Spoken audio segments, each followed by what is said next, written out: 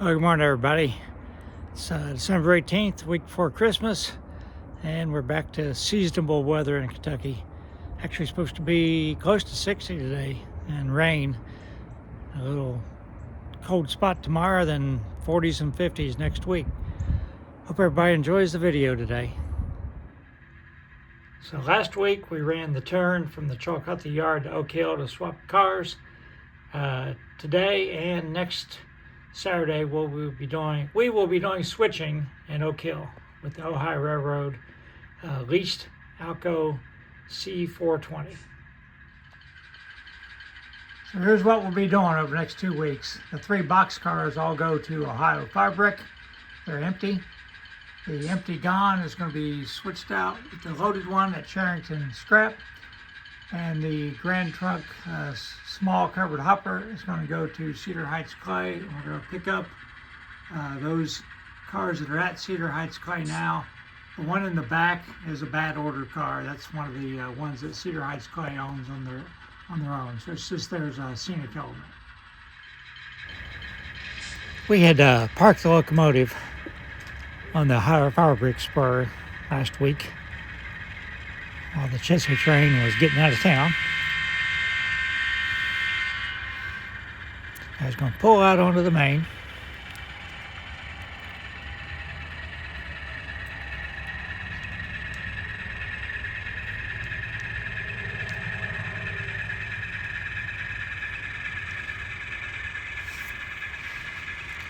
Narrating this out on the back porch with Ferdinand. It's about 7:30 in the morning on Thursday. We're going to go pull the 3 cars from Cedar Heights Clay.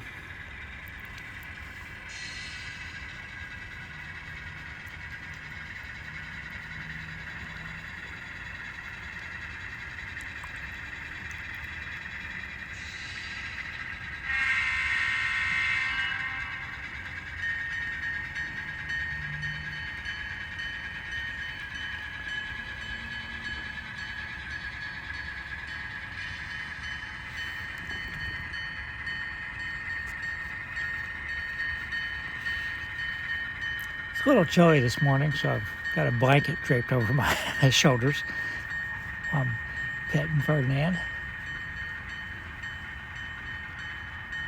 Very overcast.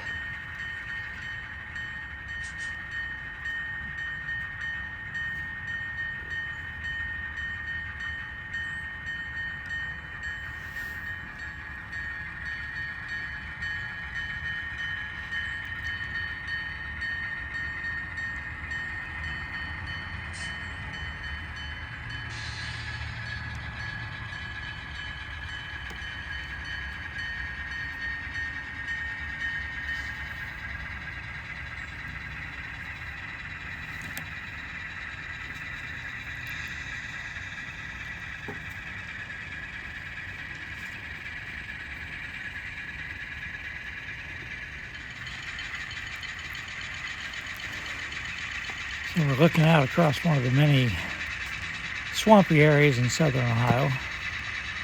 A lot of them are remnants of old strip mines.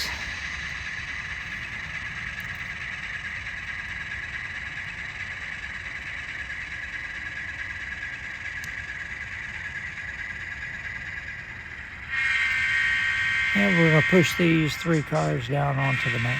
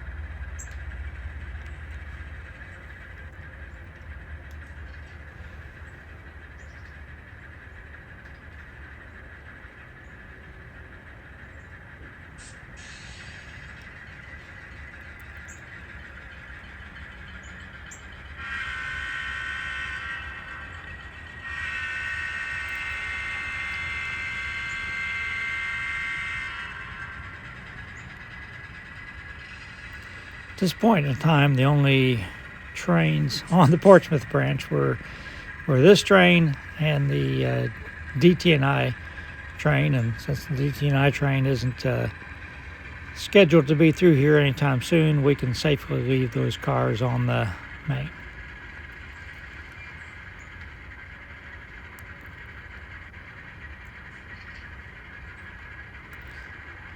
I probably will have a DT&I run through on next Saturday's video when we finish up the switching in Oak Hill.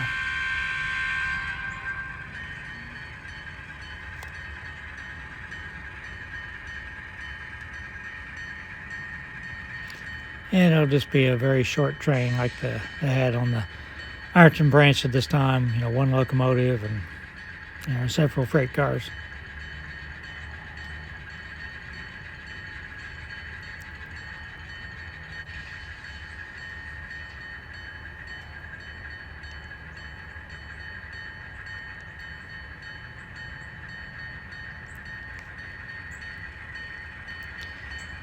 We're going to pull the 3 boxcars that are going to go to Ohio Firebrick and put them on the main.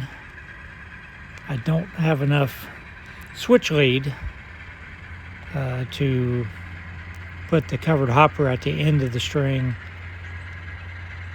into Cedar Heights Clay.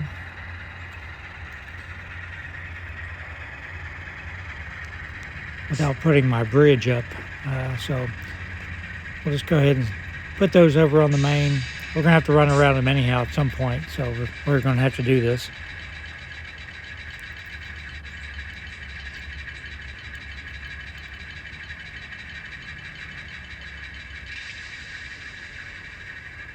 I'm also going to have to run around the gondola, but I didn't put it there now because I'll be blocking Route 93 for an extended period of time.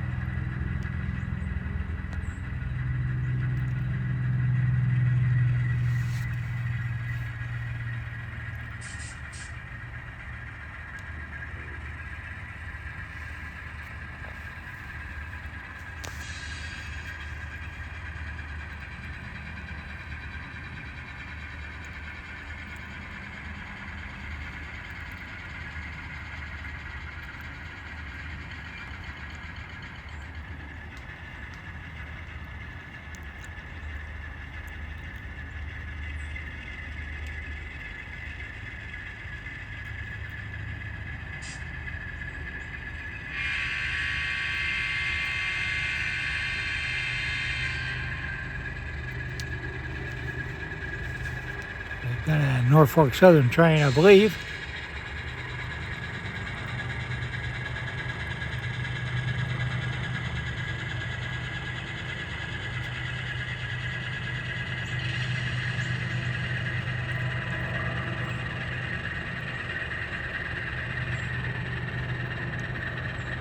See, right now we're going down the passing siding. We're going to grab the 2 cars and go spot the covered hopper at Cedar Heights.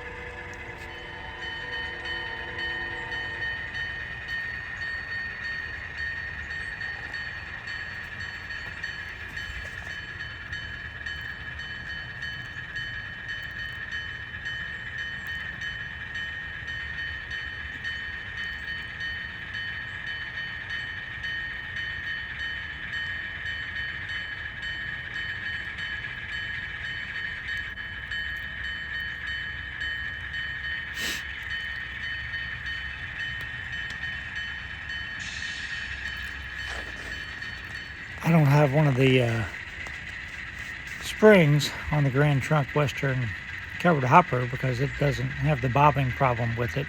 It's got the McHenry couplers. So when I uncoupled it, it rolled an inch or so. I guess that's on a little bit of a grade. I never realized it. Never had any other cars roll there. But as soon as I uncoupled it from the gondola, it rolled about an inch.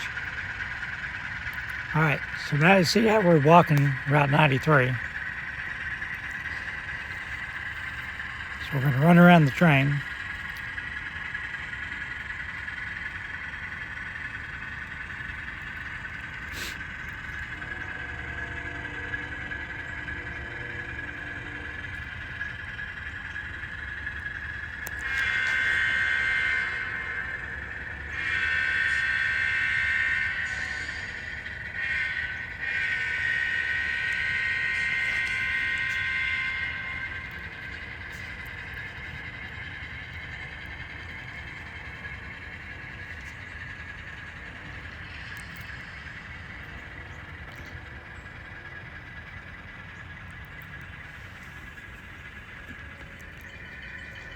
Now the three cars closest to the engine, of course, are the ones we just picked up from Cedar Heights Clay.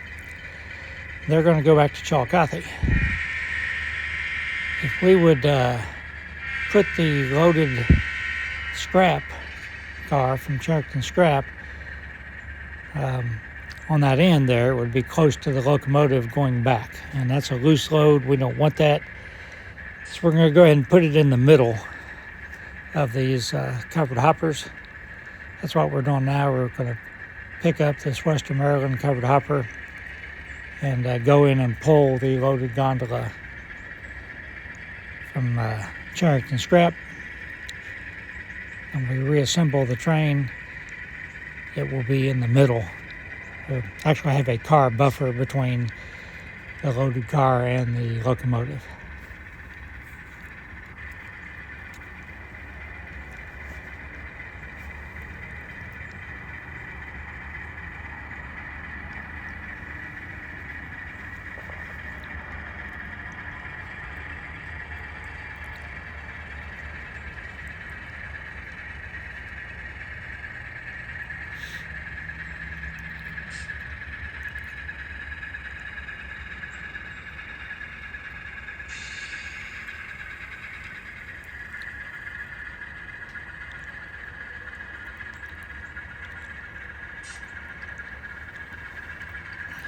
So Cherokee Scrap, just a review for the newer viewers, was built on the site of an old brick factory. At one time they had like 14, 15 of those kilns there. And the actual it's a concrete platform that they load the scrap from. That's why they have to use the crane to lower it down because it's elevated above the gondolas. So they actually used a crane to lower it down into the gondolas. And that fence is to protect the scrap from falling onto the spur. So, in reality, they tore all the beehive kilns down before they built the scrap yard, but modeler's license, I used 2 of them, left them like they just hadn't torn them down yet. So that part of the brickyard is all overgrown, abandoned. You can see they're all covered with weeds and stuff. I just thought it'd be a nice story, anyhow.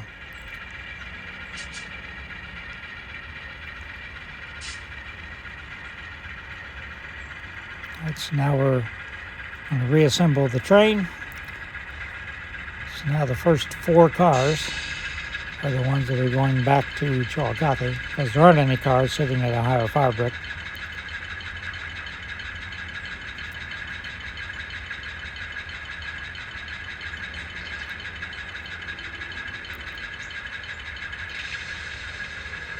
So the last thing we're going to do on this video today is we're going to pull the entire train forward past the switch, and next week we will spot the empty gon at Cherokee Scrap.